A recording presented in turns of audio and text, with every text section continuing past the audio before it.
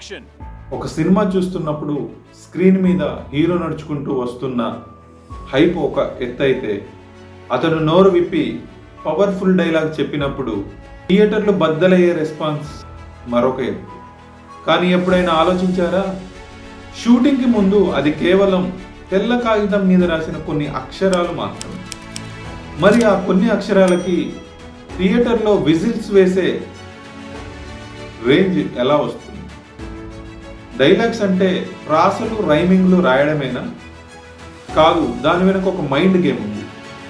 ఇవాళ మనం మాట్లాడుకోబోయేది most powerful dialogue writing secrets గురించి. Welcome to episode 3.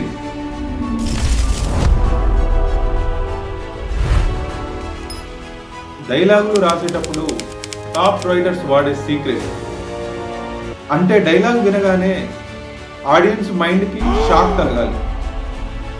ఉదాహరణకి సలార్ సినిమాలో ప్రభాస్ గారి క్యారెక్టర్ సైలెంట్గా ఉంటుంది, కానీ ప్లీజ్ ఐ కైండ్లీ రిక్వెస్ట్ అంటాడు.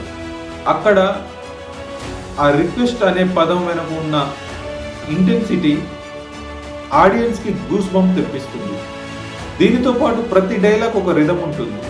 అలాగే త్రివిక్రమ్ గారి మూవీస్లో డైలాగ్స్కి ఒక విధమైన రిథమ్ ఉంటుంది. ఈ రిథమ్ వల్లనే ఆ డైలాగ్స్ జనాల మైండ్లోకి ప్రింట్ అయిపోతాయి. ఇక్కడ ఇంకొక ఇంపార్టెంట్ పాయింట్, క్యారెక్టర్ వాయిస్. సినిమాలో నలుగురు క్యారెక్టర్స్ ఒకేలాగా మాట్లాడితే జనాలు బోర్గా ఫీల్ అవుతారు. ఒక చిత్తూరు అడవిలో పుట్టిన పుష్పరాజ్ యాస భాష వేరేగా ఉండాలి. ఒక సామ్రాజ్యాన్ని వేలే బాహుబలి రాయల్ లాంగ్వేజ్ వేరేగా ఉండాలి. ఒక మంచి రైటర్ తన సొంత భాషను పక్కన పెట్టి ఆ క్యారెక్టర్ పుట్టిన ఊరు వాతావరణాన్ని బట్టి డైలాగ్స్ రాస్తాడు. అప్పుడే ఆ స్క్రీన్ మీద ఆ క్యారెక్టర్కి ప్రాణం వస్తుంది.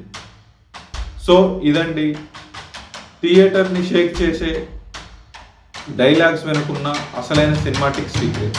ఈ సినిమాని విజువల్గా నెక్స్ట్ లెవెల్కి తీసుకెళ్లే camera angles, short size secrets ఏంటో తెలుసా? నెక్స్ట్ ఎపిసోడ్లో సినిమాటోగ్రఫీ సీక్రెట్స్ గురించి మాట్లాడుకుందాం.